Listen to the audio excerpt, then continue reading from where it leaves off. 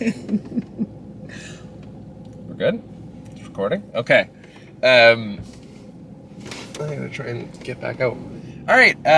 What's up, guys? Welcome back to another episode of Two Powerlifters Getting Coffee. This is episode 8. Today we have Ellissa. Alicia's another member of... Actually, you know what? I'll let you introduce yourself. Oh, hi, everybody. I am Ellissa. I am a member of IBW. Have been since... 2017, 2018. And that's actually a fun, interesting story. Should I start with that? You can, okay, yeah, cool. Absolutely. Cool. One interesting fact is myself and Tom actually went to university together. Really? Yes. Yeah. So we graduated commerce together. And I always knew that he was lifting just because of the shape that he was in and stuff. But we didn't have anything to do with lifting together. And I was training with Nick Roberts at the time when I had first started lifting, and he provided me with one-on-one personal training, and Nick was moving away, and I have reached out to Tom and asked him if he would do one-on-one coaching with me, and he was like, well, I've never done that before. So that was like something really new for him. But Tom was like really different than Nick, because when I train with Nick, it's like when you'd see like Jared in the gym with people. Mm-hmm. Like he's like telling them what to do, and he's sort of doing their counts and stuff and loading their weights and all that stuff. And Tom was like, I'm not going to do that. If you're going to train with us, you're going to train with the crew. And he said he wanted to interview me, and mostly because of Steph, because Steph had never trained with another girl before, and she wasn't sure what it would be like. So anyways, yeah, we sat down for coffee, and he was like, yeah, let's go for it. But it was actually like the first time I trained with my coach, trained with a group, and it was like the first time I actually like used a rack. Like me and Tom trained, he's like, Leisha, I can't believe you've been lifting for like a year and you don't know how to use the rack. I had never like adjusted it or anything, so it was really, really funny. So yeah, that was sort of how I joined IBW. So you were really one of the first. Yeah, so, and it's interesting because I never went to class. So it was myself and Steph and Tom and Loader and Campbell and Grandy, and we would train out front. And then myself and Tom, and then Yolo joined us. Yolo got strong enough. He was like waiting to be invited into this, what people thought was like, you know, a strong lifters group. It wasn't. It was just people who, just a little camaraderie that we had. Mm-hmm. And then it was really, the OG was myself and Tom and Steph and Yolo used to train together, just the four of us. And, you know, now I actually do train sometimes with some of the group, which is awesome. The Wednesday night class, it's really, really fun. Yeah. Cool. Yeah. Well, I didn't realize you'd been with IBW that long. Like, I didn't realize you were around since the very beginning. I think it, like, in the beginning when Tom was doing classes, when him and Steph were doing stuff, like in the old metabolic, I wasn't with them then. But interesting enough, I was doing semi-private training with Paul Fifield and with metabolic. So I would actually see Tom and Steph because when their classes used to cross over sometimes. And it was actually through Paul that I started training with Nick, because Paul actually went to Nick himself for personal training. He was like, Leisha, I think you're really strong. I think you'd do really great if you did powerlifting. So I reached out to Nick and started training with him at the station. So that was so it really was one person leading to another. Yeah, it was kind of cool. Yeah. I guess I'll ask before I start driving around in circles, where are we going for coffee? Okay, I know Lucas predicted this in his session. He's like, Alicia's gonna go to Starbucks. Yeah, let's go to Starbucks. And that's why I headed this way. I mean, my second choice would be McDonald's, because they also have great coffee. I really like McDonald's coffee. Yeah, me too. Yeah. McDonald's is about the only spot that I could hit on my way to work if I want fresh coffee. Yeah, I live in the East End, so I could hit up anywhere to go to work. Yeah, so it's easy for me. But I do like Starbucks, although I don't drink it that much anymore. I used to drink it a lot, but not anymore. I've cut back on my Starbucks coffee intake.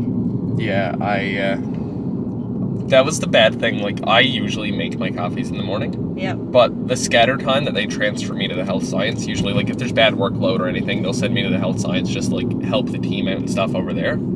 and I get so bad because coffee's just at your fingertips at the health science because there's 2 Tim Hortons in that hospital. Oh, right. So it's just like mobile order it on my phone. I go look at somebody's computer. I'm swinging by McDonald's or Tim Hortons on my way, grabbing a coffee. Oh, I can't drink Tim Hortons. Oh, it gives me instant gut rot. Really? Yes, I hate it. And I used to work there.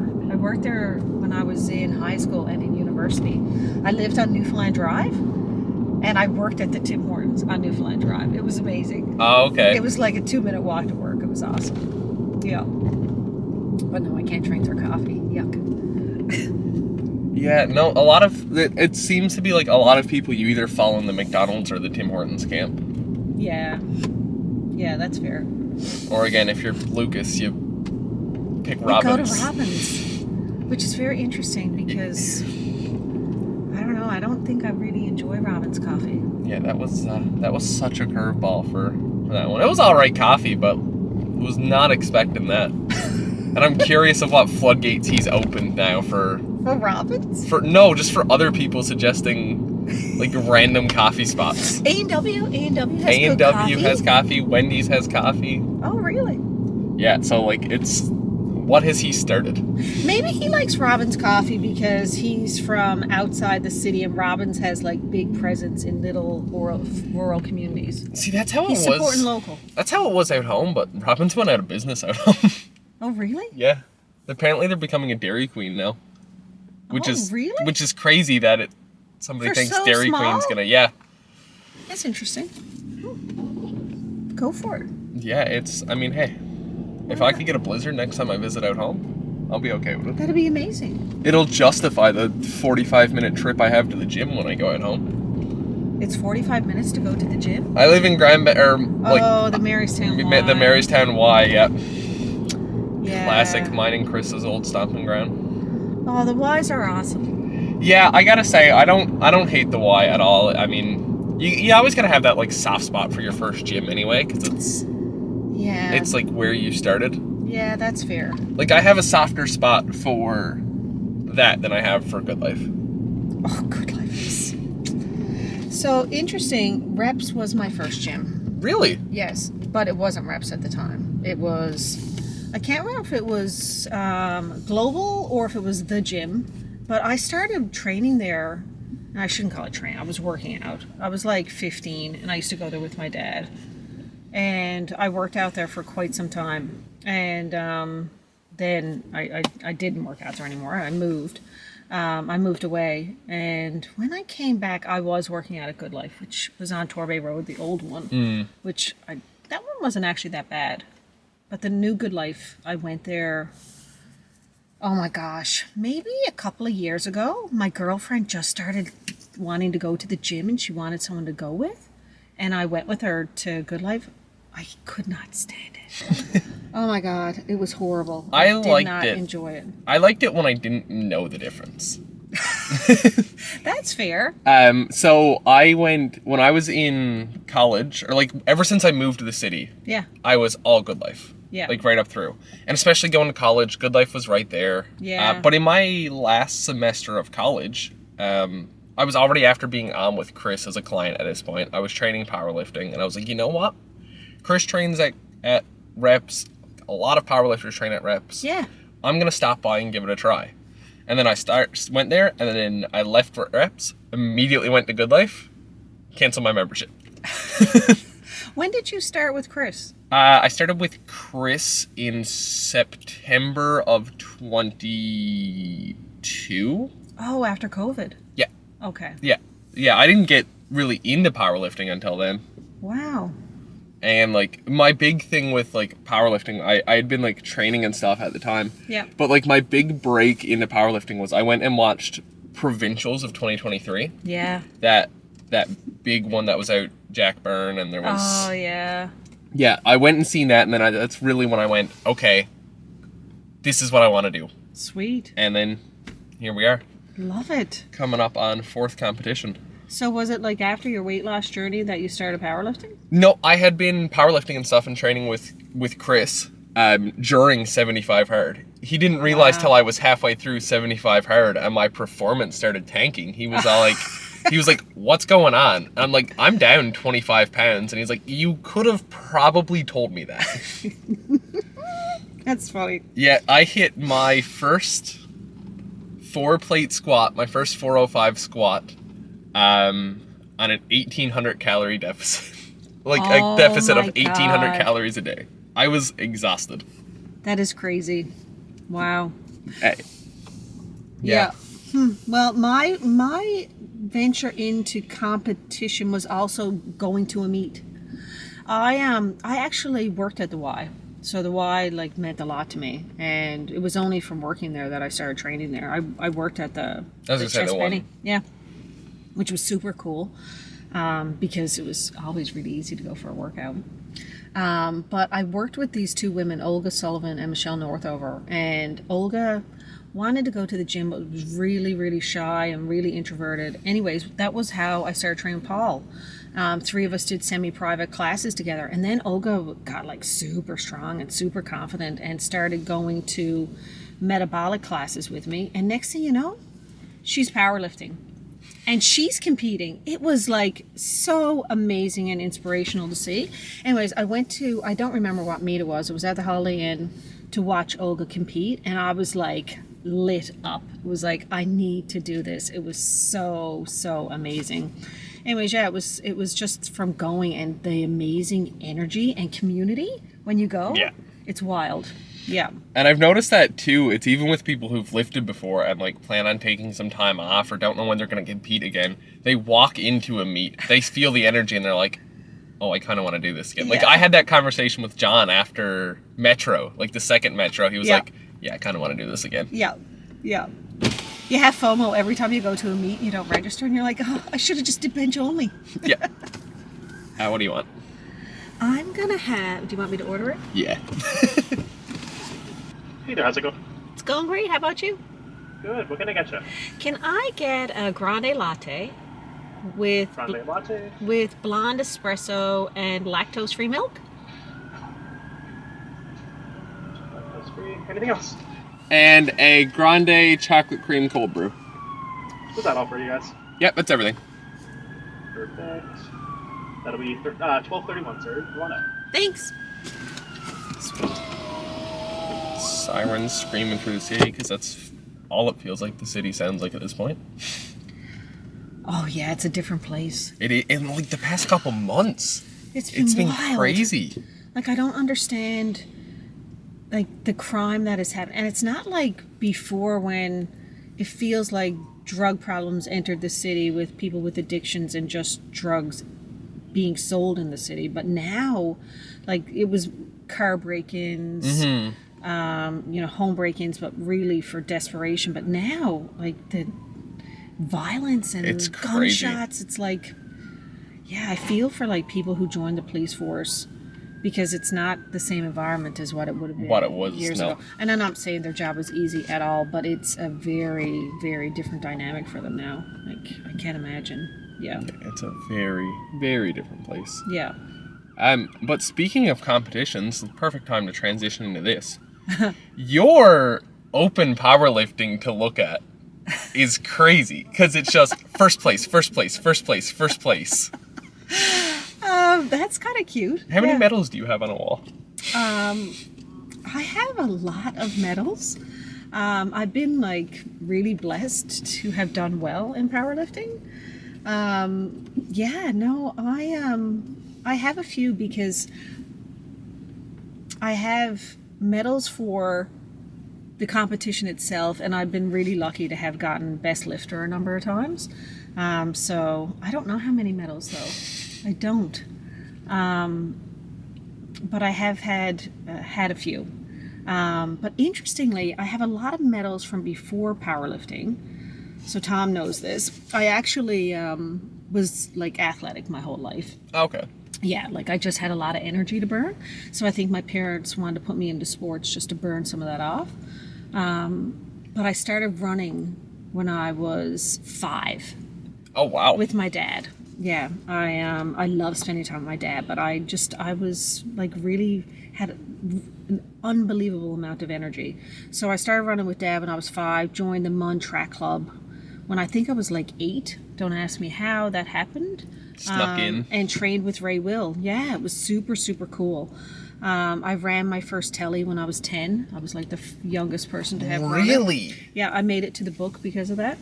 Holy. Yeah, so, and then by 15, I was super burnt out. I was competing a lot, traveling across the country, and it was just, I don't know, at that point it was sort of impeding into my personal life. I felt like track was who I was, and I just wanted to sort of branch away from that. And I had lost my love for it, really. Yeah. So I did really well in track. And then that's where I just started going to the gym, and, you know, that was sort of my passion then, was just working out, and then into powerlifting. But I started competing, like my first meet was in 2017. And it was a provincials at Metabolic. Wow. Yeah. It was interesting that provincials was at Metabolic. But then I qualified for nationals. I got super excited. Lenny, I left provincials, and as soon as nationals opened, I registered. Registered right away. And I was like, this is amazing. And everyone was like, Lisa, you can't go to nationals, girl. Like, you got to go to Easterns first. Yeah. There is like a process. You hit the qualifier, but you do have to.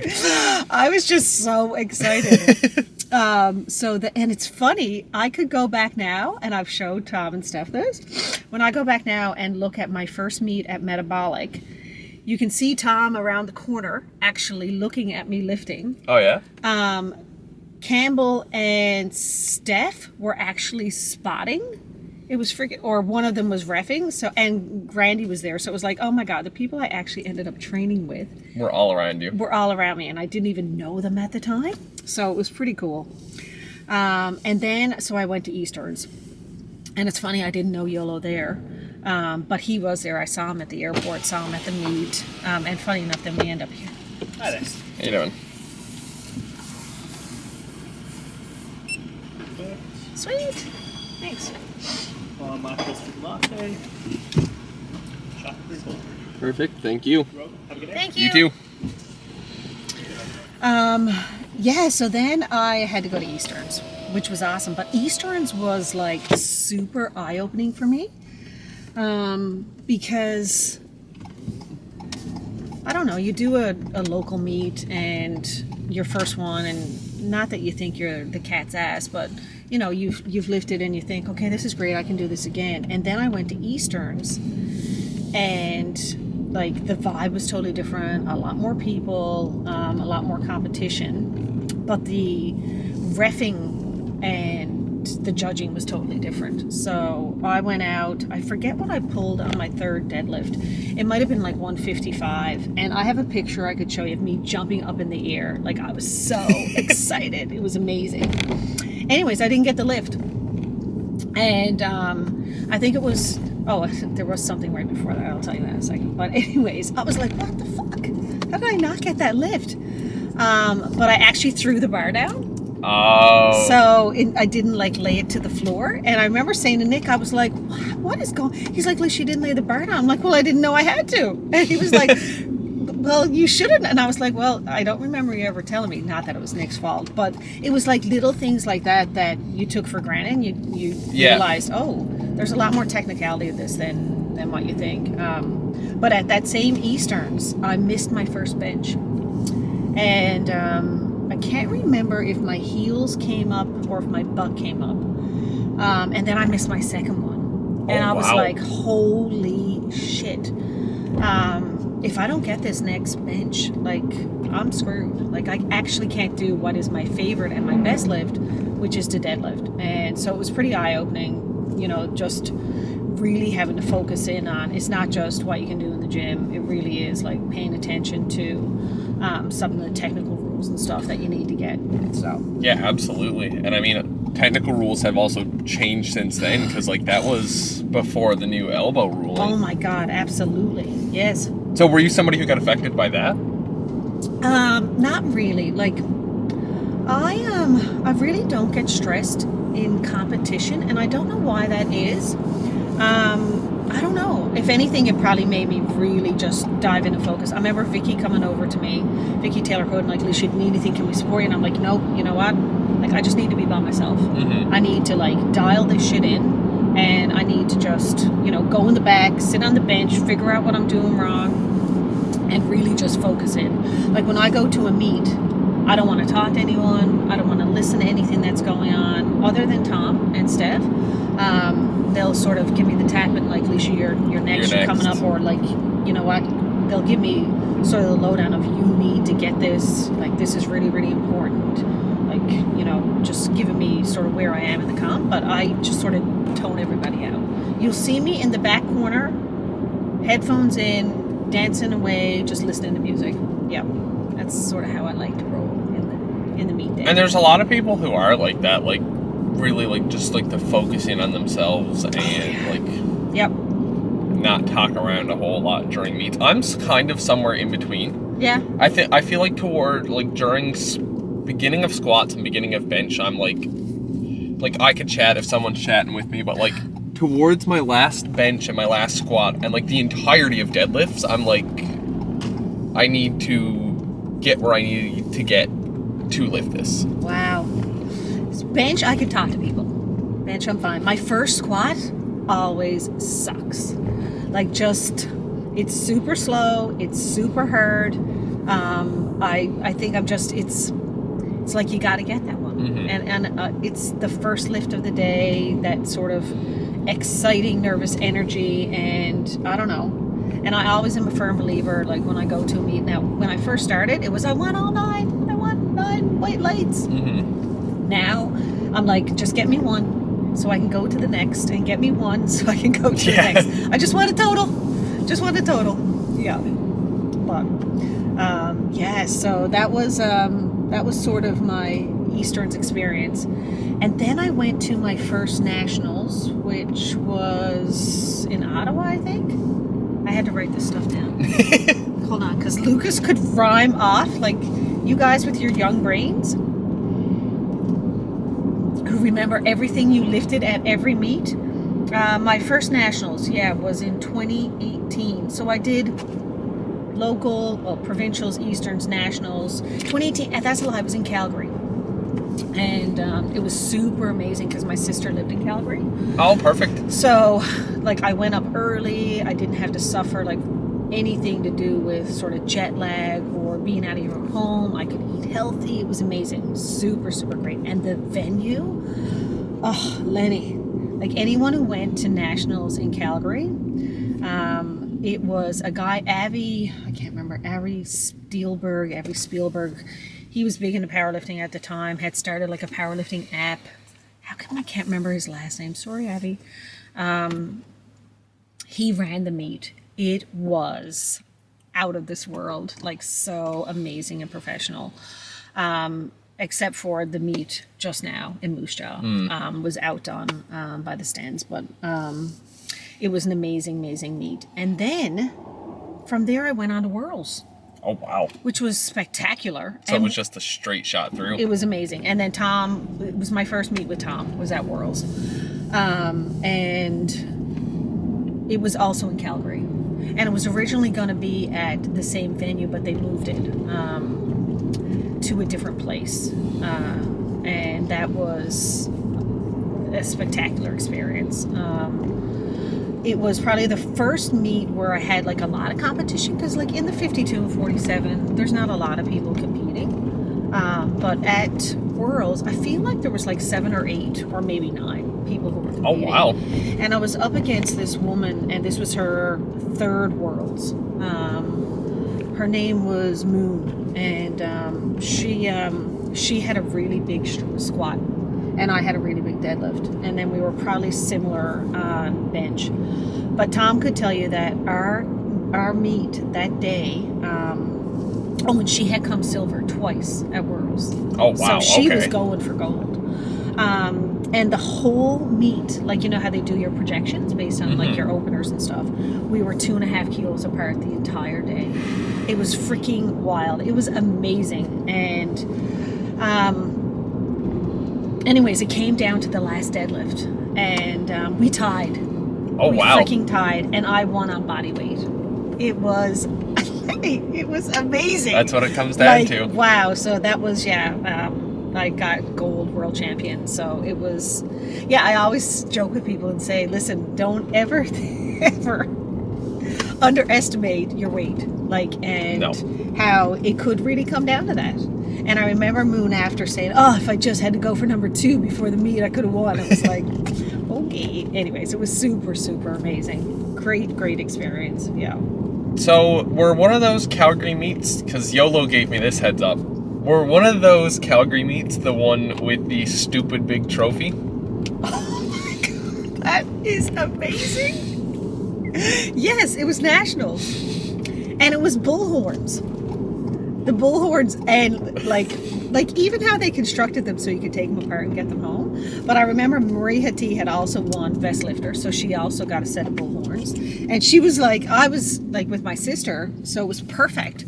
So Marie was like, oh my God, Alicia, do you think you can get mine home for me? Because it's not like you could put them in your luggage. They were huge. So we left them at my sister's, and Tanya sent them back for me, which was awesome. Yeah. But yeah, no, we got a set of bullhorns. And I actually, it's super cool because I have them hung up and have like all my medals hanging off them. That's what Yeah, they're super, super cool. I think that's just the way to do it. I feel like that's the way anyone would do it. Oh my God, come on. Yeah. Like you got the bullhorn rack, you got the medals. It's just as well. It feels like an obvious one. But it's funny you mentioned being worried about like making your first lift and stuff at a meet, because my very first squat of my very first meet, I jumped 2 commands. Oh really? Yeah. I jumped to start, and then because I had already jumped to start, when I stood up, my brain went, well, you already jumped it, and I just threw it right back in the rack. And I got 2 white lights out of it. So I was like, you know what? I'll take it. And then I went backstage, and Chris said, don't do that again. Yeah. Listen, we all get a gift from heaven at sometimes when you know what, I probably don't think that should have counted. But you take it, because there's other ones where you think you got it, and you don't. You don't got it. That's just, it's just one of those things that happens. Yeah. Oh, yeah, jumping the commands. Yeah, I've been there, done that. Yeah, I remember when I did the missed the 2 benches, and John Smart came up to me that night, and he was like, so, Alicia, I guess next comp you're going bench only? And it was like, fuck you, John. Which was great. I mean, let's make fun of the fact that, yeah, I actually missed 2 benches. It was, yeah. But, you know what, the other thing that happens when you miss something is you sort of dial into just like your weight selection for your meet. Yeah. Right? Like, it's so important that 1, you select a weight that you know you got it locked in, and 2, that you know you're going to make it, right? Like, because once you choose it, you can't go back down. And we've seen that. I mean, we all have seen it happen when someone just chooses a weight that's too heavy, and they end up bombing out because of it. Oh man, yes, that would suck. Yeah, it must be like, I can't imagine like how it would feel, especially to like travel for a meet. Like to pay money to travel to go somewhere, and bomb out on your squats. Yeah, and I mean, there's so much work and effort that goes into preparing for a meet. You know, it's not like you wake up one morning, like, yeah, I'm just going to compete. I mean, you're planning for it for months, you know, to be in the best shape and to put on your best performance, timing your peaks, working with your team, working with your coach. Like, it's a big deal. And it's not like we're doing this for a living, right? You're doing it on the side. It's something that, you know, for all of us is probably, you know, a joy and a leisure for us. So yeah, we all got jobs and other life stresses besides. It's not like other things where you can make a career out of it. Yeah. Like, we're all trying to balance everything on top. Yeah, for sure. Speaking of squats, though, it's probably a good time to mention, did you get affected by the sleeve ban? There's a sleeve ban? The sleeve ban of like the inzers and the... Oh, the sleeve ban. I was thinking elbow sleeves for a second there. I will. So I was using TKS's, Titan's extra strong sleeves, and they ripped up the back, and then I was using A7's. But funny enough, Lenny, so when we went to Moose Jaw, holy cripes, like Moose Jaw is... You would expect it was going to be super, super cold. It was super warm. And my first day when we got to the venue, I was doing warm-ups. I wanted to train, doing a training session at the venue. Anyways, I went to put my sleeves on. Like, it was so hot in there, and I guess they hadn't controlled the temperatures, and the competition had started at that point. Like, the floors were slippery. Like, wow. They were wet. It was so, just so much humidity in there. Anyways, I went to put my sleeves on, and I could not get them on. Anyways, I couldn't get my sleeves on, and I was like, oh my God, what am I going to do? And Tom wasn't coming till, I think, the next day or 2 days later, so... Yeah, because there was a lot of issues with just travel and stuff for that meet for a lot of people. Now you got the green. And now I got the green, and I'm stopping on that. It's all good. So anyways, because obviously Inner Strength's warehouse was right next door, I was like, guys, I got to go buy a set of sleeves. Like, if I can't get my sleeves on, I am screwed. So I went and bought a set of the new SBD sort of stronger performance sleeves or whatever they call them, and had them as backup. Anyways, I ended up being able to get my A7s on, but when we came back and the band was on, I was like, oh, good thing I bought them. I got some. So yeah, I have been impacted by them, and my intention now is I'm going to switch over to them now. Because initially I was going to do provincial, so I wasn't going to switch over out of the A7s.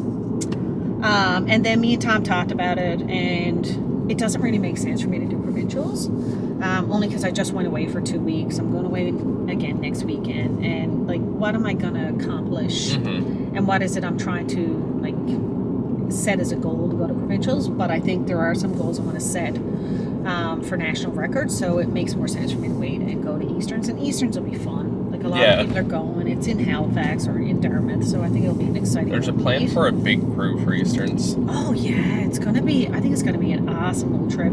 And now Steph Fowler's gonna go to Easterns because she can't do provincial. She's got a family birthday, so I think it's gonna be super fun meet. I'm shooting for Easterns. Yay, good. It's gonna be tight. It's gonna be. I think it's gonna come down to a Hail Mary pull, but I'm gonna try for it. You go for it, because you're doing provincials and you need to qualify. Yeah. Okay. So. And how much do you need? I need, on my total from Metro, I need 50 kilos. But Lenny, you're gotten so strong even since then. The amount of time that I've spent, like, I've gained from the time I've spent with TK it's what's making me think it's doable. Like, oh my God, yes. You think 50 kilos and you don't think too great about it, but then you kind of break it down into where those 50 kilos are going to land. Yeah. Because, like, when we did our SBD day last week, I took 203, which was PR. That's why I loaded 203 and 202, and I was like, that feels really good. Yay. I feel comfortable opening 2. Nice. So you think 210, 220. Oh my God, that's awesome. And then bench. So the ideal line is 220, 130, 247. Awesome. I took 125 with commands the other night in class. Oh my God. Bench. So I'm like 130 on benches pretty much. That's awesome. On lock. Yeah. And then, 250 on the last pull would be nice. It would give me a even 600 total. Yeah. But 597 is what I need to qualify. Okay. Yep. And I'd rather qualify than shoot for an even number and oh my God, miss it. Yes. Like, you kind of got to set, like, what is it you need to do, and like the rest is bonus, right? And sometimes you just got to make that call. Yeah. And if bench is moving, I'm really hoping bench is going to be moving good, because if I could hit even 130 on my second, probably not, but if I feel comfortable in doing it, and I could like chip it up to like 132 or every bit that I could load elsewhere or something, I don't have to pull. Exactly. Yes. Yeah. And you got more just locked in, right, to get the total. Yeah. Yeah, it's awesome. Love it. Yeah, so that's we're really thinking of that. Oh, I love that. I'm at the point I got it way too much in my head at one point. Like, I convinced... So, like, powerlifting, you gotta be... I always say with powerlifting, you gotta be a little delusional. Like, you always gotta have that, like, little bit of a stretch belief. But I let myself get, like, into the mindset where I basically convinced myself I already had, like, I could get it without like any struggle. Yes. And then I had one bad session and I was like, okay, I'm spiraling. Yeah. Here we go. Destroyed. Yeah. It's not going to happen. And then I went in right after, like the session after, and I had a great session. I was like, all right, so we're going to go back to telling ourselves it's doable. Yep. Not that it's been done. Yep. Like, it's one of those things where, well, for any sport, really, I tell this to my kids all the time, like, you got to see it, you got to believe it, and make it happen. And if you don't, you know, you're never going to get there. That your mindset and like your mental strength is such a key part of it. Such a key. Like, obviously you got to have physical strength to go along with it, but like if you walk up there and you don't think you have it, you're not going to move it. No, I mean, you already got in your own head. You're already set your body tone and set your brain in action to go, I'm not going to do this, right? But you're right. You also can't like think you're going to pull everything you can, but you got to believe that, you know, you're going to make this happen. TK actually put it really good to me one night in class, and it's something he noticed with how my training is, and it goes to show that whole, like, how your mentality affects your training. Yep. He said, if I go out and I know it's a set of 3, my third one is rough. But if I go out and TK says 3 to 5 here, it could be the exact same weight, the exact same energy in me. I'll hit 3, that's all I'll have, but that third will move twice as good. Yep. Because it's not the last one when you go out to it. Yep. Well, it's funny because Tom is, like, he's a legend. He is the master of number selection and knowing his athlete. And we're all different, right? And he is something unbelievably special. And he just, I don't know, like when I go to any meet, it's like Tom just selects the numbers and he knows what I can do and he knows like how I lift. He knows my first squat is always going to be crap, and when I go, every meet I go to, I do this to Tom. He gives me my openers and gives me my like workout schedule for the meet, and always I want to do my opener in the back. Mm-hmm. Because I just need to know I can do it. I just got to do it. And he's like, no, Alicia, save your energy. You're not doing your opener in the back.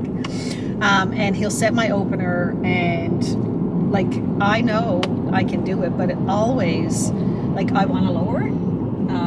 Just because. Yeah. Because the first one always sucks. And then I just follow what he says. Yeah.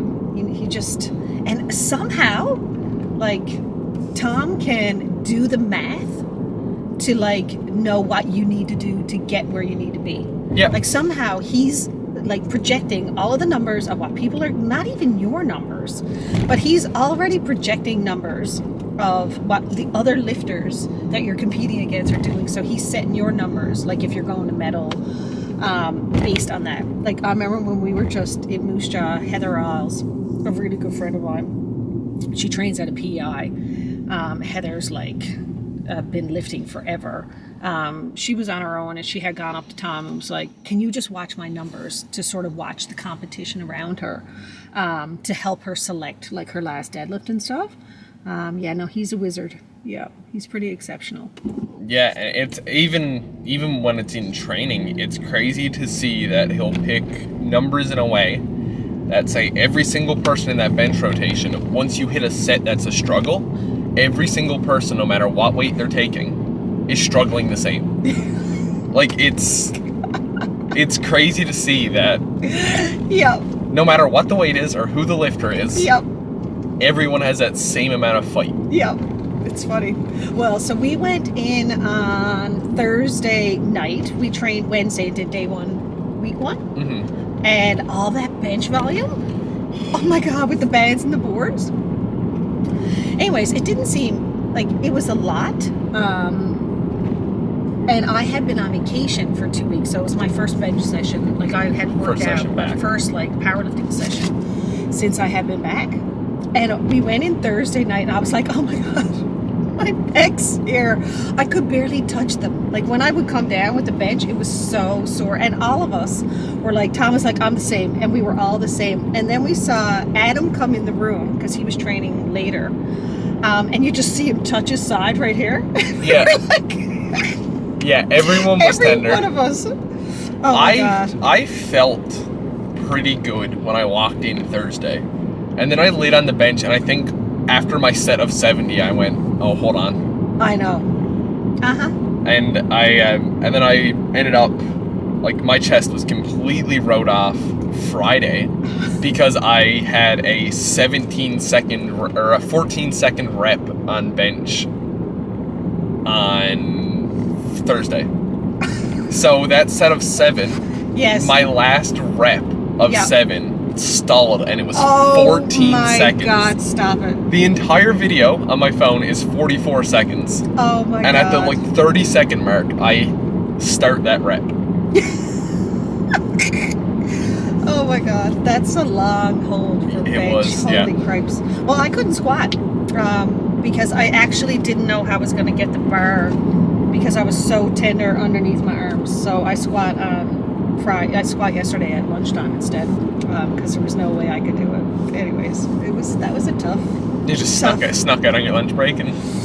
Well, I was off work, so okay. I go to reps like every day at lunchtime to do accessory work, successories as we like to call it. So I just ran in and did a quick squat session. You know.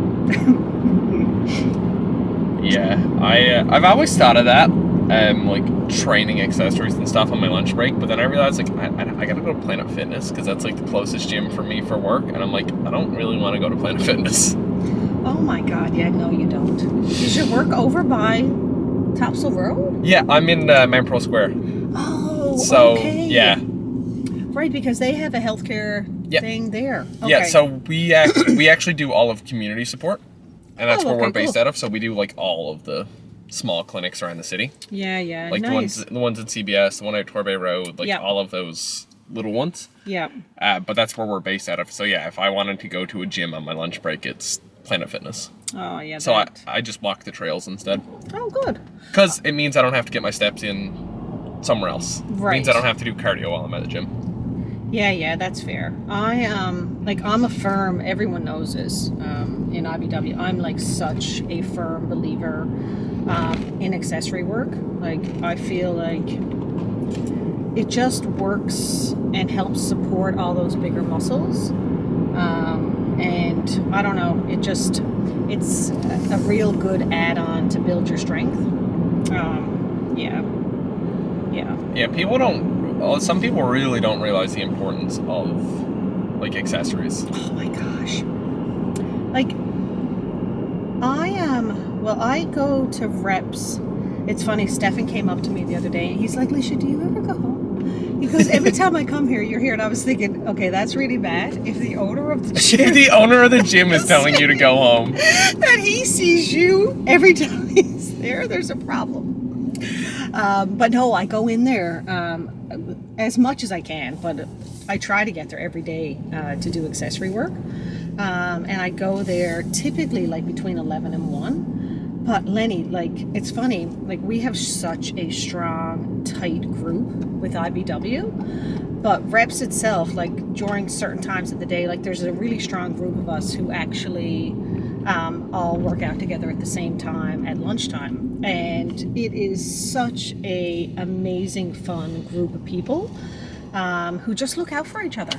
Like, it's amazing, like reps itself, like IBW, it's the perfect home for it because with Stefan and with reps, like there's people who have been training there for years and years and years. It's just a super low key, cool, just real gym.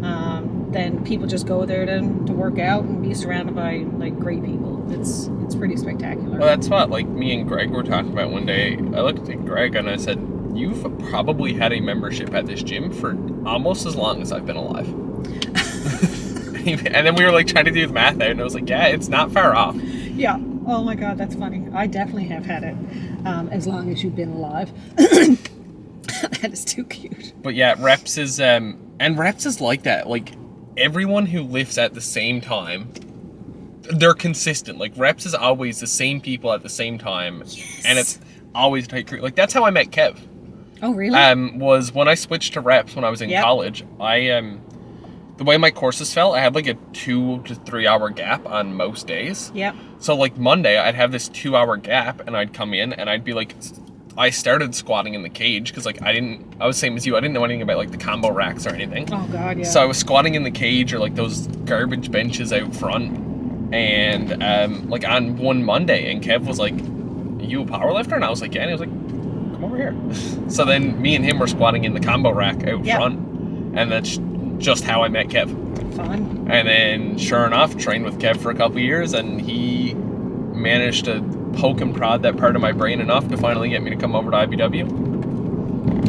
Wow, fun. And now he's there too. Here we are. Because I remember seeing Kev out front all the time, and he was training like by himself. And I remember saying to him, like, you know, do you train with a group? Are you interested in competing? And sort of, you know, just letting him know that there is this group of people who, you know, train together. And like just such a great supportive group.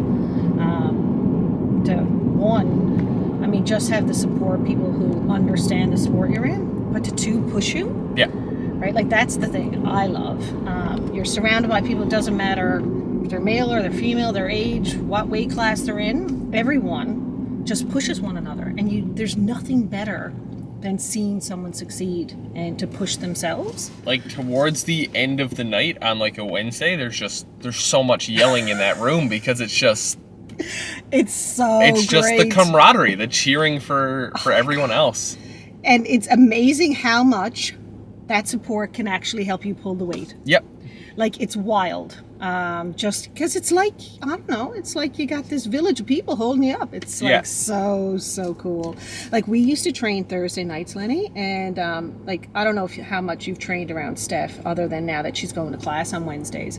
But Steph is one of those people that the energy in the room will drive her to hit a PR every time. Yeah. Like she can feed off of people, whereas I'm not so much like that. Like I can just train by myself and push myself, and I can feed off people's energy. But like Steph, if she wants to hit something big, get people around her, because it's amazing how like it can light her up. But anyways, myself and Kath and Fowler started going Wednesday nights, and Steph was like, "Oh my God, I'd love to go Wednesday nights," and she was able to get a babysitter.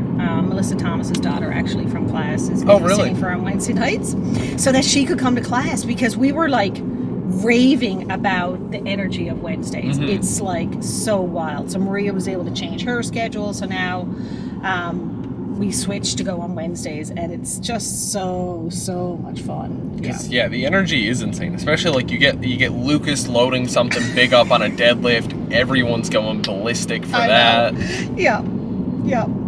And then watching Dryden with like his newfound power. It's, you know, I've been training with Dryden for years, but to see, I don't know, like him really have a breakthrough, it's like mind-blowing to watch. Like every week I don't know what he's gonna do, because it's like, what the hell is going on? Like where did this come from? It's pretty spectacular. Yeah. Speaking of babysitters, is actually a good way to transition into one thing I wanted to talk about. How do you find trying to balance like powerlifting and being a mother and work and I think I'm luckier now because of a few things. Like, one, my kids are older, so that makes it a lot easier. And two, Sam just got his license. So that has totally changed my life, because, like, at this age, my kids, Jenny is going to be 15 and Sam is 17. Like, their activities and stuff would take you away from being able to train at certain times with your group, just because you had to cart people around everywhere. I'm sort of at that age. I'm past the age, like for Tom and Steph, where they need to have a sitter or bring their kids with them. It was more getting my kids back and forth to activities. So that would sort of interrupt my training. But now Sam's got his license, so it makes my life so much easier. But I would work around it. And two, I had like really strong flexibility at work. Yeah, like I just recently retired from Verifin, the end of April. Just ready for sort of a new change, new transition, something more balanced, like just less time at work. But I did have strong flexibility. But Lenny, I mean, the thing for me was I'm really lucky because so when COVID happened, myself and my husband used to work out the Y every day. And before COVID, do you remember Snowmageddon? And when the world shut down for that like 10 days or week, whatever it was, I was like, oh my God, I can't do this. I can't not have a gym to go to. So we actually invested in a garage gym, and I ordered an ER rack and all the strong arm plates and set up my own little home gym because I didn't want to be in that situation again. And sure enough, shortly after Snowmageddon, COVID happened. And it was like, oh my God. And my equipment wasn't going to arrive. But luckily I had ordered it before COVID. Remember when you couldn't get a dumbbell during COVID? Oh my God, it was awful. Wild. But luckily I had already ordered my stuff. So it was supposed to show up, I don't know, let's say it was June or July. And anyways, and COVID had happened, just in March. Anyways, Tom actually lent me a rack. For the time being. Yeah, it was amazing. So you know that beigey old ER rack? Yeah. Tom lent that to me and let me plates. And so I could train at home during COVID. It was amazing. And then Tom and Steph had also brought a rack to their place. So like, unlike some people, myself and Tom and Steph and Greg at one point, we used to all train together. So even through COVID, we were still getting together and able to train, like when, all the restrictions and stuff, all that bubbling crap was happening. But yeah, we were like super, super lucky. So that was super cool. But yeah, so that really helps me with being able to balance it because I got a really amazing home gym. Yeah. Well, fair enough. If something is busy enough, worse come to worse. Oh yeah, I'll train at night. Home. It's easy. And like some people, they find it difficult to train by themselves. I'm okay. I'm super cool to just go down the basement and, squat or deadlift or bench. And I got a great setup, so I'm really, really lucky. Speaking of the home gym, actually, brings me into two questions that I got on Instagram. Yeah. About having a bad session in the gym. So remember I told you I have like a shit ton of energy? I would train and then I would miss a lift and I would go home and redo the whole session to just, get better and to try and hit the number that I wanted to hit. Yeah, no, I'm very stubborn and strong-willed. But yeah, that would happen. Yeah, kind of like, when you tape a lift and then you realize that, oh, I can't believe I didn't record that. Yeah. And you'd redo the lift just to get the video. You had to, yeah. Or the first one just wasn't perfection, so I'd have to do it again so I could send it to Tom. Oh, yeah. So go back and redo the entire, I can't even imagine that because by the time I'm at the end of a session, I'm like, I don't think I have the energy to take my first warm up. I don't know, Lenny, it's kind of a weird phenomenon that I could have that much energy, but I do, but it's interesting. Yeah. And I'm sort of one of those people at the gym, Tom sets my numbers and I know he sets them because he thinks that's what he knows I can achieve, but I always like to believe, okay, I can do better than that. Mm-hmm. So always, if you're ever training with me, Tom will always say, when it says 5, do not plan to take the bar from Alicia at 5, because she's likely going to, on her last set, really push it and probably do 6 or do 7, or I'll increase the weight, mm-hmm. Just to sort of, do a little extra. But now it's become a real fun thing within our group. So myself and Steph Keane and Steph Fowler and Maria Randall and Kath Randall, and on Wednesday nights, Rebecca, we all train together. And we always do this thing now where like someone is going to, and I'm usually first, right? Because I lift the lowest of all of them. So there will always be like someone pushing a number or someone pushing reps, and then everyone will follow, right? But it's become really, really cool because like sometimes Adam comes in later at night. And he'll be like lifting while we're lifting, and he'll jump in on it. Like the other night we were doing, I think we had to do 8s for squats or something. And, you know, someone did 10, and then someone did 11, and then someone did 12, and then Adam did 13. It was like... Yeah, that's always how it is training in the room. And it goes back to what you said about everyone like pushing each other to be stronger. Because you see someone add a rep, or you see someone add a 2.5. You're like, all right, well, if you're adding a 2.5... I gotta add a 2.5. Yeah, I gotta push myself. If you're pushing, I'm pushing. But if you were home and it said to do 8, you're gonna do 8. Yeah. But yeah, like you said, and it's fun. I find myself at the front of a rotation a lot too, especially on like Thursdays, because on Thursdays I train with Dryden and Lucas and YOLO. Yeah. So it's always fun to be that one at the front of the list, and it's like, all right, I'm gonna take this bench for a really long pause now, and then put it up, and then everyone else is like, well. Yeah, now I gotta do that. Yeah, I love it. I always like, I either have to, one, I get to set the tone, so I'll set a challenge.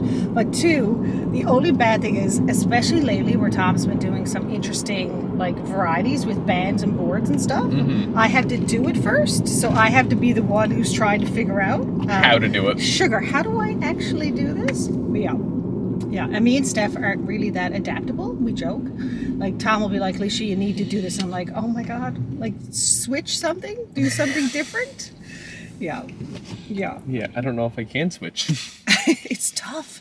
So, funny enough, maybe, I don't know, 4 years ago, myself and Tom started deadlifting thumbless. It was really weird. He tried it, and I was like, I'm going to try it. And I was like, oh my God, this is amazing.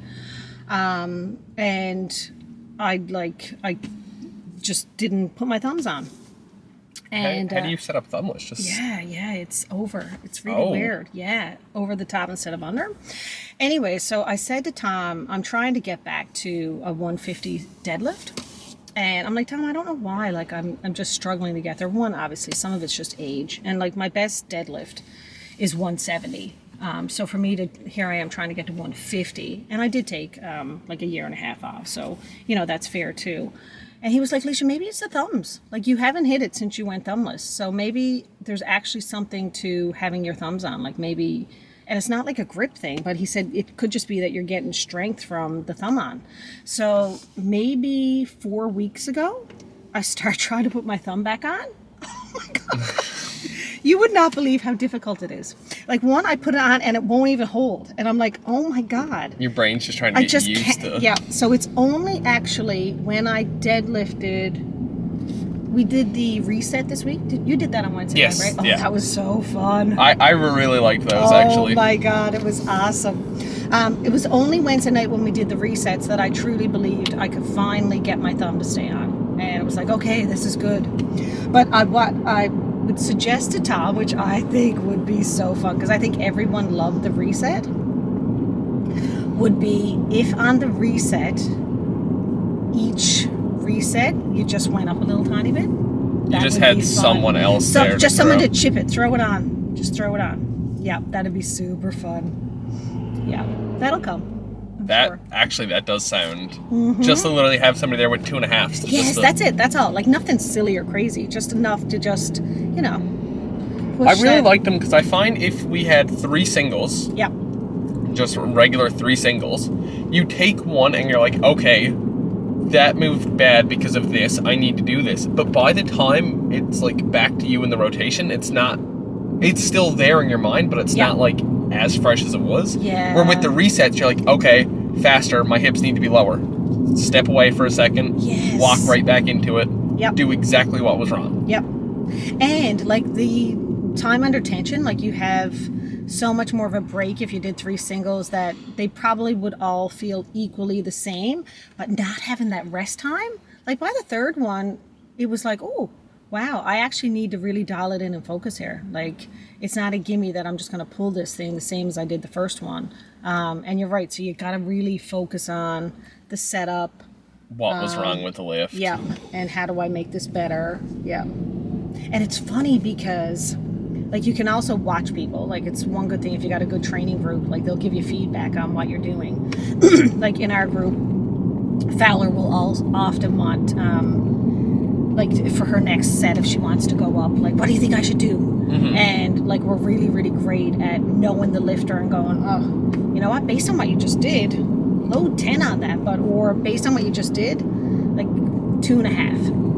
You know, so it's really good to have, like, people around you. But it's funny how you set up. Oh my God. Like, I think this is the thing, people who don't powerlift just could have no appreciation.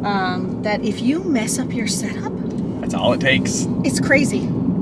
Crazy. Like deadlift. Often if you see someone, like, a great example is when the bar is way too far out. And how much that will impact how much they can lift and how much more difficult it is, or how someone can easily get hurt if, you know, their form is off, or they just do something that just technically is a little off.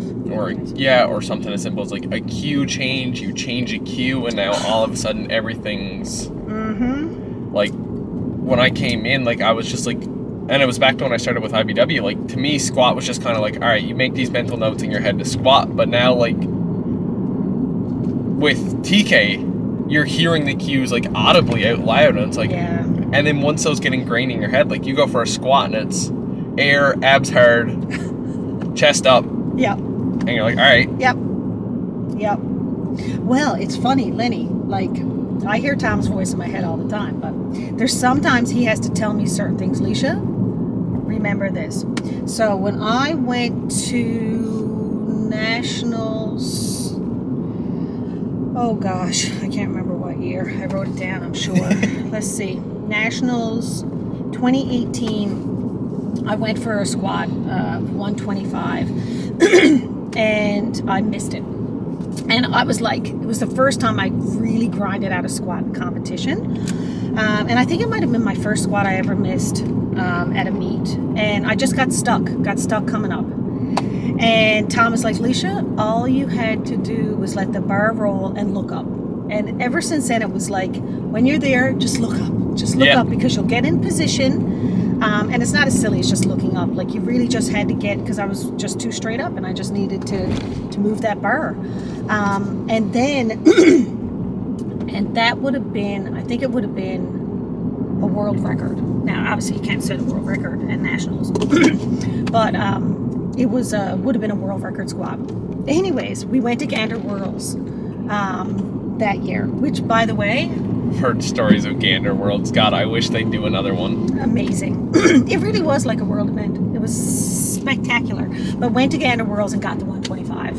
And all I had to do was just remember the cues. Yeah. I think that's one people take for granted with a lot of lifts, is, like, your head and neck positioning. You wouldn't think something as simple as, like, where your head's positioned on, like, a squat or a deadlift would make a difference. But, like, having your head down versus, like, up on a lift. Yes. It's like when I go down for a heavy squat, like, the first thing I do when I'm coming up is, like, my head will shoot. Yep. So, well, same as you say, you look up. Yeah. I guess it's the simple mindset of look where you want to go. Kind of, yeah. You're right. It's true. Because just you're sat there and you're pushing up. But it's crazy, the little things like that. Again, like you said, people who don't powerlift don't pick up on all these little things. No. And the other thing about powerlifting is, like, it's an evolution for everyone, right? Like, there's so many things that you will do and change through your powerlifting career. For example, like your stance for squat. You know, it may be because you have an injury that all of a sudden, instead of, you know, just a normal stance, you might go wide, or you might go more narrow, or more straight, or more turned out. But it's funny how, like, it's one of those things and especially during, like, off season for us when we're not competing, it's a really fun time to play around with different things. Like, I remember when Steph broke her toes. That was a fun story. We were training, and Steph dropped a plate on her toes. And, like, Tom will say sometimes he thinks Steph's a little dramatic. anyway, she was like, oh my God, I think I broke my toe. And Tom was like, Steph, give it up. You're fine, right? And you're going to be fine. And she came back. She went to the bathroom, came back, squat through the session. Holy. No, not only did she break one, she broke 2 toes. Oh. And continued to train. She switched to flats. And then she was like, oh, I really like this. And, you know, it's like through things like that, sometimes you try something different. And now she's gone from like a higher heel to flats to sort of a mid heel. But, you know, it's one of those things like me and Tom when we played around with the thumbless, or you go from conventional to sumo. You know, it's an ever evolving thing of just, you know, playing with stuff to see what works best for you. Well, for me, I was always strictly conventional. Yeah. And then I went into like this weird, like kind of hybrid, what we were calling like a frog stance, where I was like a really wide conventional. Yeah. And then, so last summer I took off coaching entirely. I was like, I have a busy summer. I have a lot of things going on. Yeah. I just kind of, what are you doing, dude? I just kind of wanted to like, it's not that I didn't want to train and I didn't want to train hard. Yep. I didn't know when I was going to miss sessions and stuff. So I was like, I don't want to waste my money on a coach. Yeah. That I'm not going to be following. And I don't want to waste a coach's time. Absolutely. Like, I don't want to be paying for somebody to be like doing my numbers, doing my plans, and then for me to just not do it. Yep. So I was like, I'm just going to take the summer off, do my own thing, play around with some things. And that's when I started pulling sumo. And I pulled sumo for 5-6 months. Yep. And then murder block happened.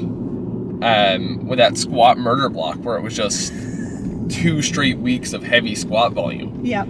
And my knees basically fell apart from it. And like, I was having a lot of knee pain. And then Steph looked at me and she said, well, like when I was having a bunch of pain, I switched my deadlift stance. Yeah. And I was like, okay. And then I switched back to conventional. I was like, okay, my conventional is so much stronger. Yeah. So then I said to TK, like, I think we should stick with conventional. Like, going forward, and just fix up whatever issues I had with it in the first place. And now my conventional is miles better than it ever was. Yay. Love that. I was lifting conventional, and I actually could pull like pretty strong conventional, but then I'd hit a wall. I would get to a point that I couldn't lift any heavier. But it's funny because Thursday night, I actually said, or Wednesday night, I was like, I think I'm going to try conventional again, just for funsies. Just see what around. that's like. Yeah. Actually, I'm not. I'm going to focus on the thumbs back on for a bit and see what that's like. Don't throw too many things into play at once. Yeah, no, that's important too. You can't do that. Yeah, it's and it goes back to the little things of powerlifting. Is if you're gonna throw something new in, you have to throw one thing new in. Like, yeah, I absolutely agree. Don't change everything at once. Yeah, but listen, I get your point on taking time off, because you're right. It's not just about, you know, your ability to be able to stay consistent during a period of time, but there is a team that sort of depends on you being there. Like when we go to train together, like we expect that people are going to be respectable at each other's time and show up to, you know, do the work. Mm-hmm. You know, you need someone to be there to spot you. You expect someone's gonna, you know, your team is there for you. So I get that. Like I took some time off after Nationals in St. John's in 2022. I didn't lift again till the end of 2023, beginning of 2024. I just had a lot of stuff going on. Like my husband had died, my work, Verifin had gotten purchased by NASDAQ, my work life got crazy, and I just didn't have the same motivation, and I felt like I just needed a little break. And it's funny, like, get yourself the best team, and like Steph is a lot more than me and Tom than just, you know, coach and training partner. Like, they're beautiful friends of mine. But Steph would send me a note every month. When are you coming back? How you doing? Right? Like, just having someone there who just, no pressure, but just always made you feel welcome and ready to come back when you were ready to come back. Yeah, it's the constant, like, all right, yeah, you're missed. Yeah. Yeah.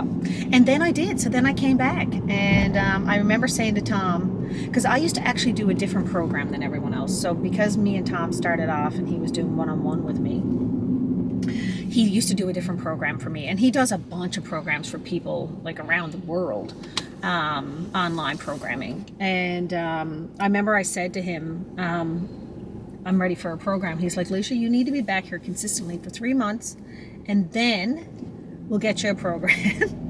And then you can think about competing. And it was fair. It was so honest of him to say to me, like, you know what, you've had some time off and you just gotta get back to where you were and just consistently show up.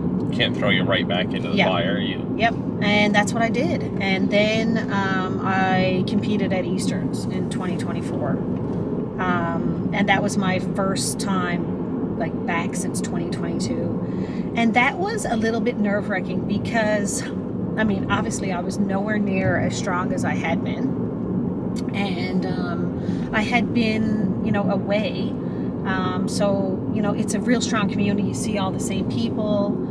So that was probably a bit of a tough one for me because not that people expected it, but in your mind, you feel like people had this expectation of what you could lift. Yeah. And the fact that was not what you were going to be lifting, and be okay with that. Like, I was okay with it, but, and I had said to lots of people, like, this is me coming back on the scene, getting back into this thing. And then I did Metro in 25, and that was fun.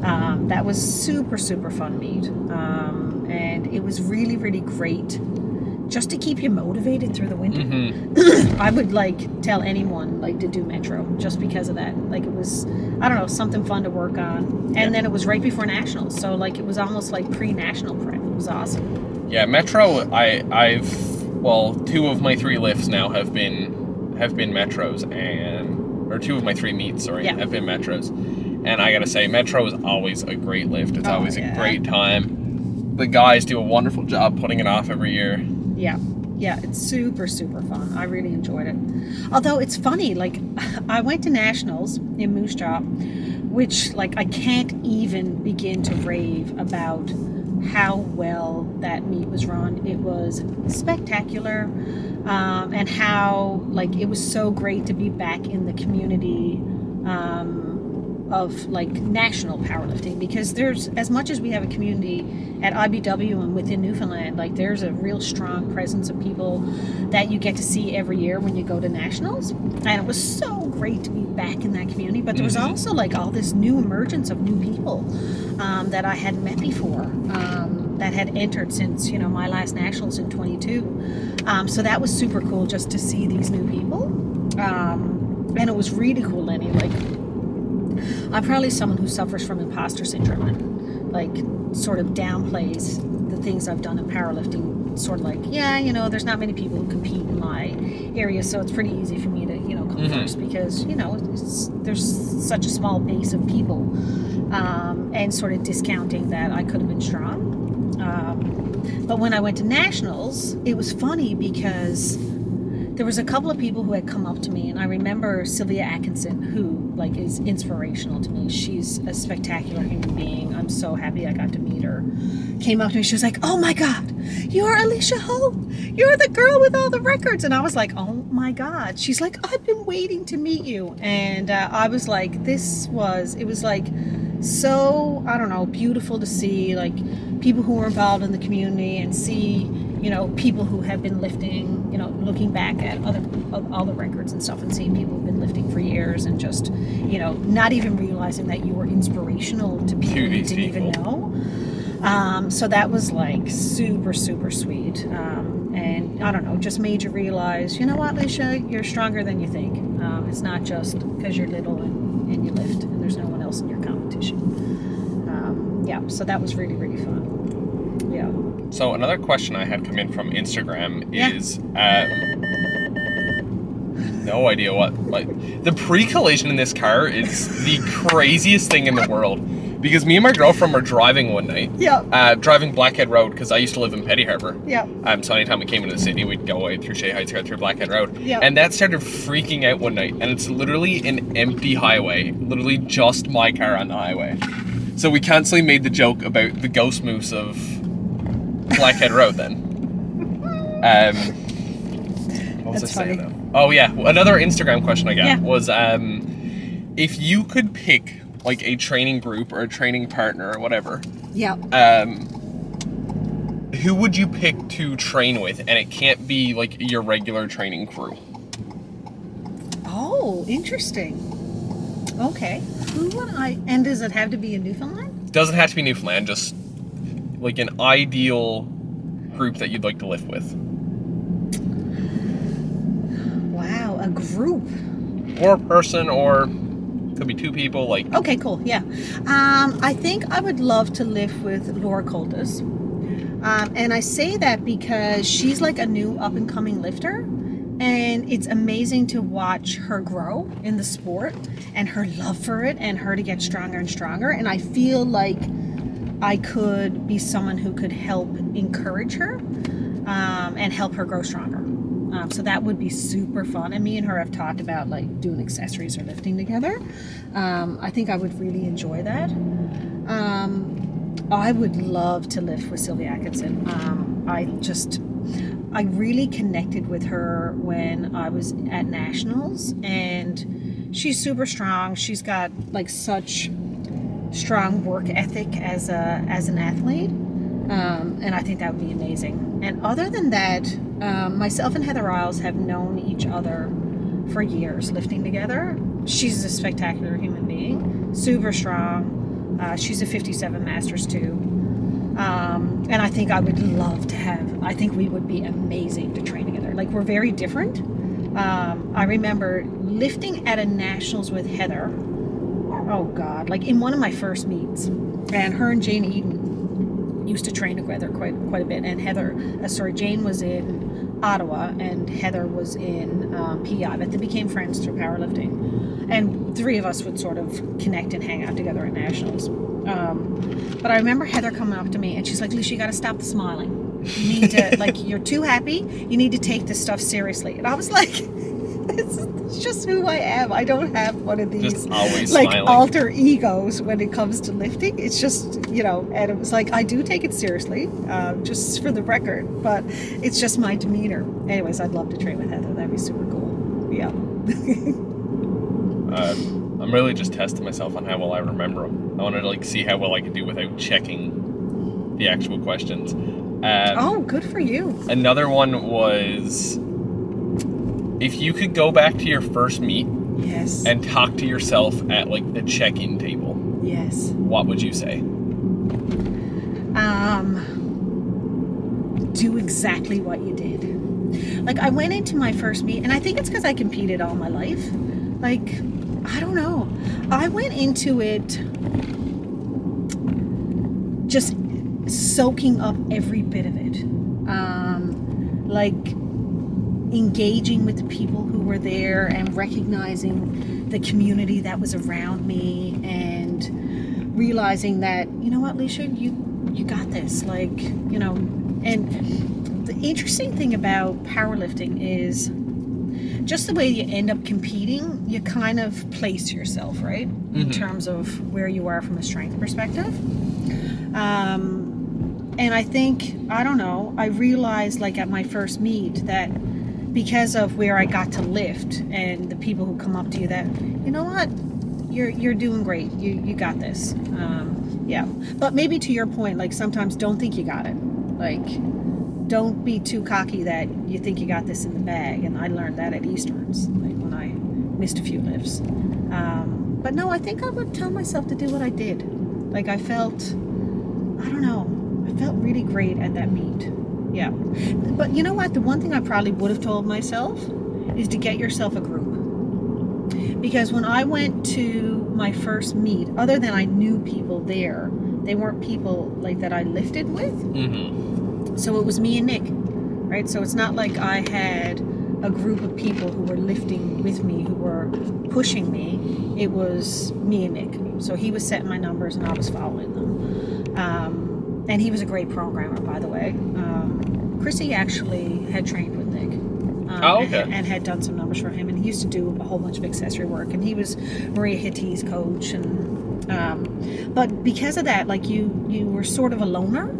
because you didn't have a group who were all there together, sort of supporting each other, and you didn't have natural people who were handling you and who were in the audience, cheering for you. So that's probably what I would say to myself. Get yourself a team, because it's more than just your coach. I think the training with a team thing is so different too, because I know when I did provincials last year, I was still with Chris at the time, and it was it was a different feeling on the rack versus what Metro was, because on the warm-up rack for last provincials, it was me and Clive Bennett and Phil Han. Yeah. There was one other that I'm blanking on who else was training on that rack with us at the time. But it was kind of a mishmash. I knew all the guys I was training with, other than Clive, because that was when I met Clive. So it was kind of a mishmash versus Metro this year. There was enough of us. We had an IBW rack. Mm-hmm. Yeah, because it was you guys, and then when you guys weren't lifting, or when you guys were lifting, we were on the rack warming up. You were warming up. Yeah. So it was really different in that sense, and you can almost feel the difference of these are your teammates, your lifting partners who are loading the bar, who are getting this ready, who are running every number and stuff. Yeah. I looked over and it wasn't just a friend or someone I knew powerlifting. It was Trev and Adam were throwing plates on the bar. Oh yeah. Yola was asking me what I needed. Yes. Yeah. And it's funny, Lenny, because people you train with get to know how you train, because we're all different, right? So Maria was handling me and at nationals, and Maria trains with me 3 days a week, so she knows it was okay. I'm going to use my own chalk. We all have our meat stuff, but funny enough, I bring my own chalk to every competition just because I also bring my own chalk. Do you? Oh, yeah. I love that. I'm big on my chalk. I don't know why, but I like the chalk I use. Need to have lip gloss, need to have my headphones, and need someone to just manage that for me. And Maria was there, and she knew what I needed, and Maria knew Leisha's going to go in the corner and she's going to do her little dance around thing. You don't need to talk to me. You don't need to worry about me. Just make sure I make it, and keep an eye on me so I don't go off to the wrong place. But just having someone there to sort of, who knows you. And it's when it's people you're comfortable with, it's completely a different thing too. And when they're comfortable around you, when I was going out for my last deadlift, I had my headphones on. I didn't even, and my hands were chalked. I didn't even bother to take my headphones off. Everything was locked in. I was stood in the hole, and I could feel Yolo's hand right here on the corner of my headphones. And the second they made the call for me, he took the headphones. He took the headphones. Trev handed me the ammonia. Yeah. It was. Yeah. And it's when you're with a team, it becomes such a well-oiled machine. Yes. Well, it's funny. When we were at nationals, I remember. Okay, we're back. Yeah, so when we were at nationals, I was handling Maria in the back, and I remember she was setting up for her squat, doing her warm-ups, and I was like, Maria, your rack height is too high, right? That's so important to have someone who's with you who can actually say, yeah, you know what, I need to go change my rack heights, and someone who's going to run to the table.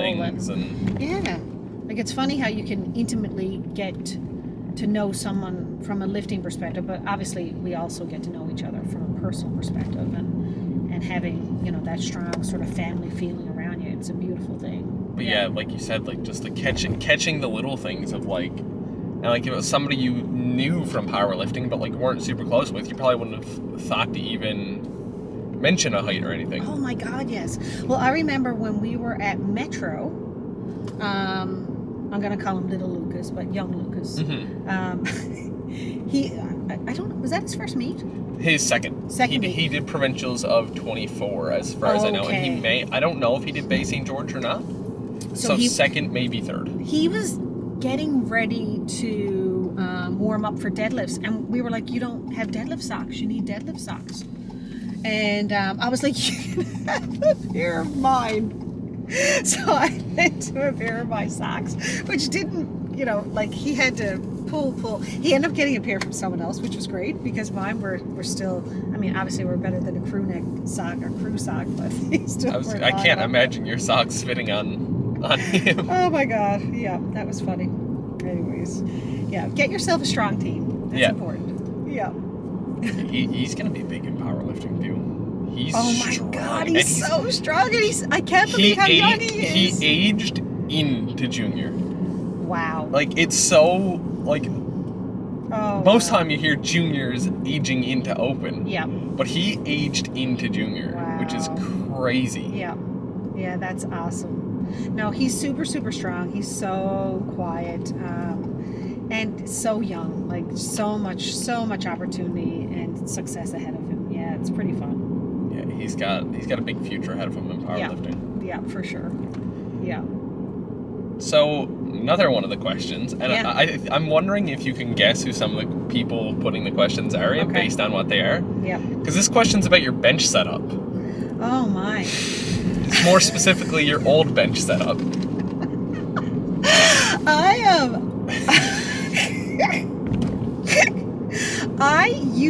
I remember when I first started lifting, I used to use the rack quite a bit to set up, like pull myself tuck back. yourself into Yeah, it. it was crazy. But I used to do this thing where I used to kick my legs out, and it was it was almost like a horse kicking out their legs. And then I'd line up my hands, and I used to actually, like, when I first started, if you went back and saw my first meet, I actually was like a close grip bencher. But I always was like, I'm an accountant by work.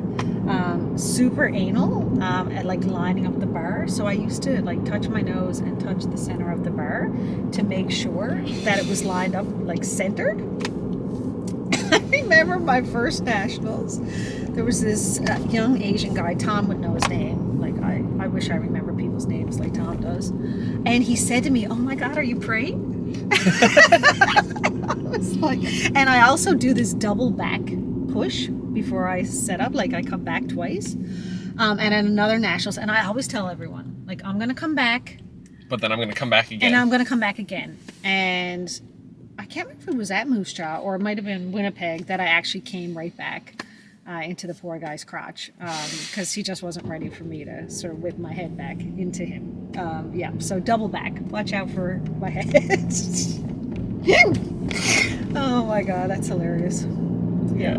I was told of that one, and then I immediately had to ask about the question. I was like, what am I asking here? We all have, like, our funny rituals, right? Like Ethan, who's new, like, training, like, Yeah. his rituals go on sometimes longer, I think, than it would take me to do my squat session. But we all have, like, a structure to how you're set up, and it's funny how when that setup and your little ritual goes off, it fucks up your Throws lift. everything off. Crazy. And then, like you said earlier, when you're trying to throw something new into it, it's weird, and like it takes a while to get used to. Yeah. Well, it's funny. So I used to videotape all my That's me being older. There's a Masters 2 word for you, videotape. When I was years ago, I used to record every lift and send them to Tom. And I stopped doing that. And funny enough, like, Steph is changing her deadlift setup right now.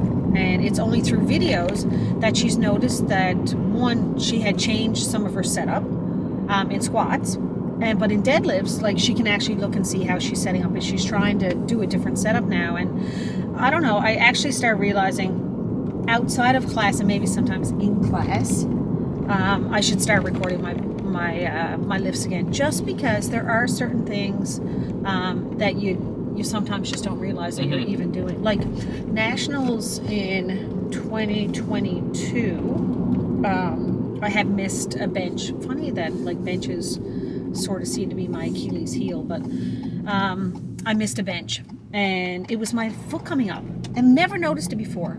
And Tom was like, "Leisha, I never ever, like, really looked at your heels. Like, it's not one of those things that you sort of focus in on." And, like, we ended up having to go change my shoes and everything because I couldn't feel the floor and couldn't drive it. During the meet, we, like, went in the back and sort of played around with it, and I got the lift. It was fine.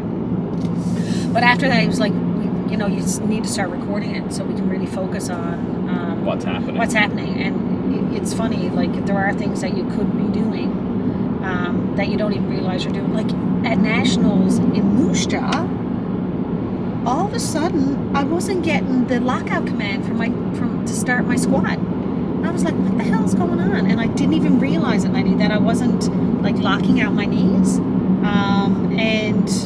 And I was having to hold it for like a freaking really long time. Yeah.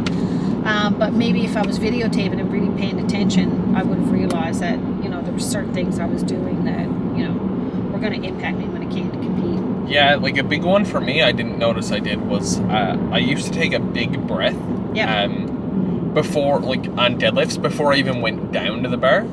Oh. So, like, by the time I was at the end of the rep, I was holding my breath, like, most of that time. Yep. I was out of breath. Yep. Like, so TK looked at me and he said, why are you doing it? And I was like, I just something I just didn't realize I did. Yeah. And, like, we've been trying to break it since, and I still find when I, like, walk up to the bar, I take this big breath and I immediately have to, like, blow it out, because I'm like, no. Yeah. Breathe when you grab the bar. Yep. And it's like you said, it's these little things that, like, become habits, and to some degree they're hard to break. They are, because like you're on autopilot and you don't even realize you're doing it. Like Tom is trying to break me now of when I squat, I always, like when I go to start my descent, I lift my heels up. And because of that, I'm shaking the bar around. So I'm already like sort of throwing myself without even realizing it. And like aside from that, it obviously is wasted energy for me to be doing that, to be sort of doing little calf lifts with my squat bar. So I'm trying to break it, but it's tough. But again, if you got a good team, like Fowler lifts her heels a bit when she's squatting. And we've been sort of trying to dial it in to focus on watching her do that, so she can, you know, really keep her feet planted when she's going to do her squats. And just staying stiff through the whole. Staying down there. Yeah. Drive through the floor. Another one of the questions was, what are your like high rep PRs? Like, what's the like highest rep and like weight you've done of, say, like squat and bench and deadlifts? Highest reps? Yeah. Oh my god, I have no idea. Like my best set of 5 squat was 120.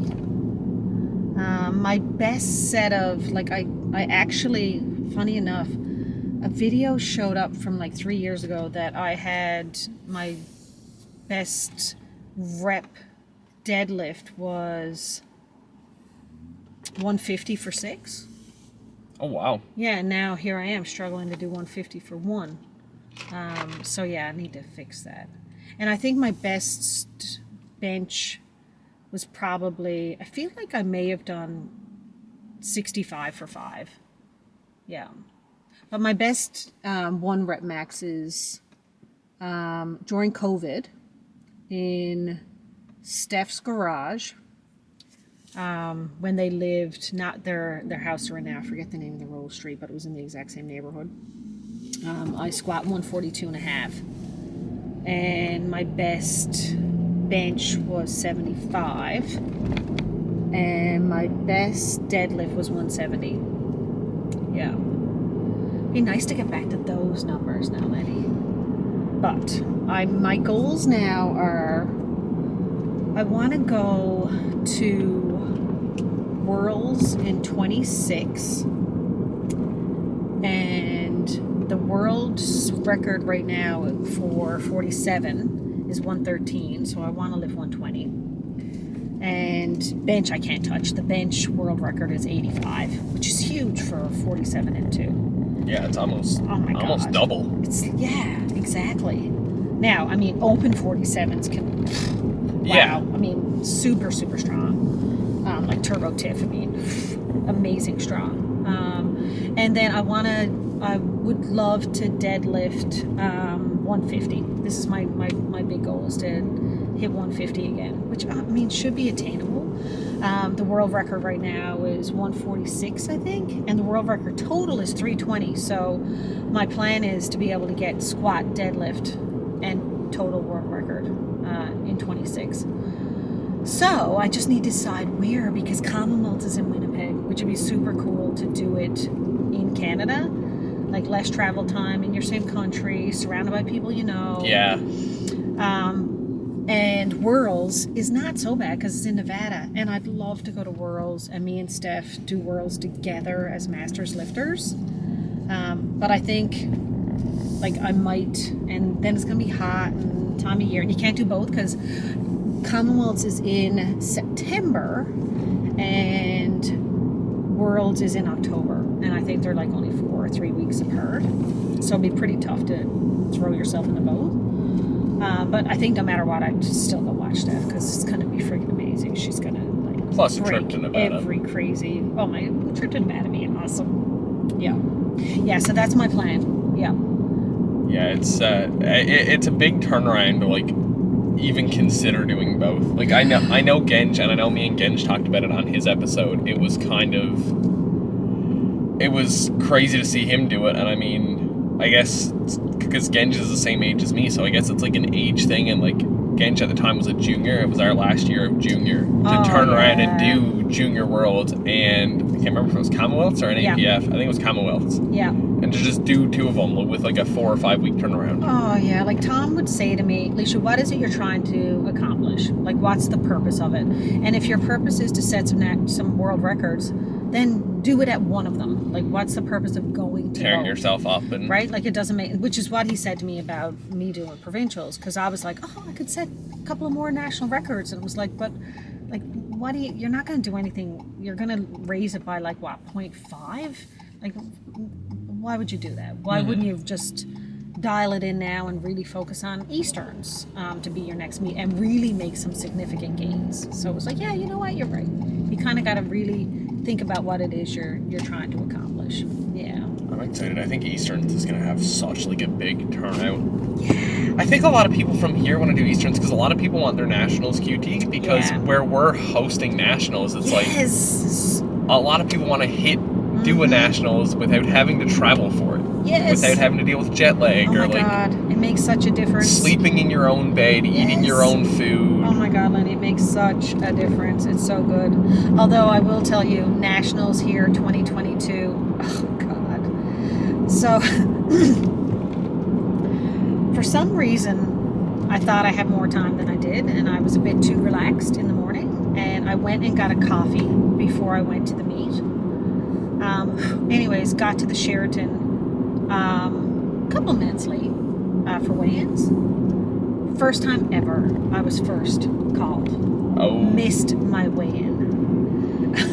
So because of that, you have to wait, and you have to weigh in last. And of course, I had done a cut for 47. Couldn't drink my coffee, couldn't eat. And after I weighed in, because I had never weighed in last before, Tom was like, Ellissa, you don't have time to do anything. You need to get dressed and start warming up right away. It was like, holy shit, what a place I've got myself in. So yeah, don't miss your weigh-ins, guys. It didn't work out well for me. And I think Steph said there might be some new rule that, I don't know if you miss your weigh-in, if maybe you get disqualified. I don't know if that's true or not, but I know if you miss it, you're last. And the horrible thing, if you miss it too, if you are cutting and you're close, man, if you miss your weight, you have no time then to actually you don't do get anything. the second weigh in. Yeah, to be able to have a second chance at it. So yeah, but getting like first in weigh-ins, oh my God, is like a dream. Too bad I screwed that up. I'm not looking forward to weigh-ins for provincials at all. Oh really? We weigh in at 2. Oh, that is horrible. So I looked at my girlfriend because I'm not gonna be like, I'm not worried of where I'm gonna be with weight, but like I'm filling out 105 now, so like I'm gonna be like kind of close. Yeah. So like I fully looked at my girlfriend. I said that Saturday morning, I said I'm just lying in bed. Yeah. I said as long as I can go without getting out of bed, Yeah. I'm just staying there. She goes, I'm not gonna complain about that at all. And I was like, no, fair enough. Well, I'm sorry I got you up this morning because I heard on your podcast with Lucas that you like to relax on Saturday morning. Yeah, it's fine. I was like, and here I am suggesting let's do it at 9. No, I mean, I'm used to recording these episodes kind of early on Saturday mornings because any of the IBW episodes, for the most part, I've recorded after class. Oh, yeah. Okay. I'll pick the guys up after class, we'll record, and then I'll go in and train. Yeah. So it's fine. Now, I'm not training now once I drop you off. Yeah. Because Kev trained this morning. Oh, okay. You guys aren't doing this afternoon. Well, We are, but we're not doing the normal time me and Kev would because he's already trained. So now I'm going to come in when John and Greg come in. Oh, sweet. Just because, like, I mean, they're kind of heavy squats today. So, like, yeah. I kind of want somebody. Oh, I don't know what it is yet. We're training tomorrow. I know I have set 177 for a 4x3. Oh, 4x3. Yeah, so it's not like a small squat. Oh, I like it. But yeah, I mean, hey, I got to squat more if I want that Eastern QT, so... You got this. I'll take whatever it is. Yeah. How many days? Like, is it 39 days? Today would be 35. Oh my God, because it's Saturday, it's so the 7th. It's 5 weeks. Yeah. Wow. Yeah. Fun. Yeah. So, I can't wait. I mean, like I said, we're coming into the last little bit of it there now because... Yeah. The bad thing about the 2 o'clock weigh-in for me would just be the coffee. Because I usually come in late as well. But I still get really, maybe because of the whole Worlds thing, I'm still like super focused on my weight and being as light as I can be without impacting my strength. Yeah, because it's like you said, if it comes down to body weight again. Come on. Yep. I'm going to check, see if I got all the Instagram questions or not. Sweet. Well, this was fun. Thanks. Of course. Let's see. The only one is there's two, and they're very similar. One is your proudest powerlifting moment, and one's your favorite. Oh, okay. My proudest would definitely be... It's funny because at Commonwealths,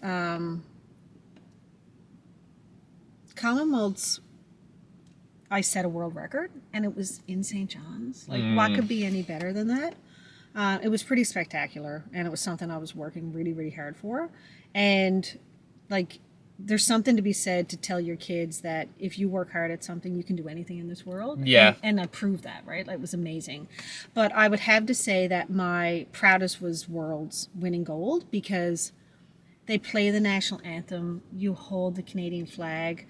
I was in Calgary with my sister was there with her family, and like my niece and my kids were there with me holding that flag. It was pretty exceptional. So that was pretty amazing. Honestly, my favorite was my missed deadlift at nationals in Moose Jaw, because it's like I had just come back and I'm working so hard to get back to where I was.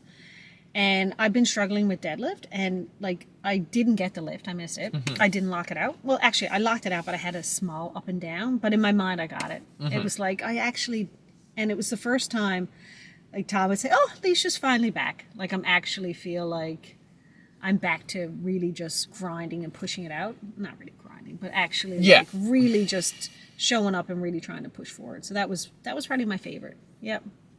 Sweet. Yeah, so I guess we'll wrap it up here. If you got anything you want to say, oh, this was ending so it off. great.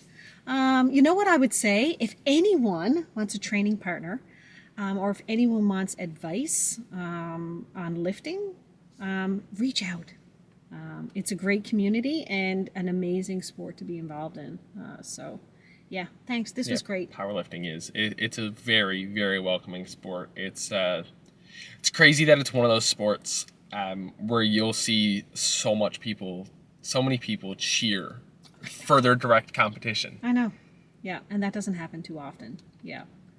So it's an amazing thing, and it's a lot more than obviously just powerlifting. It becomes part of your family, and you know there's an amazing group of people that you can be involved in. So find your people. Yeah. Absolutely. Yeah. Thanks for coming on. Thanks. A lot of first knocked out with you on the show now. We got our first masters lifter. We got our first female lifter. Sweet. First parent. Oh, yay.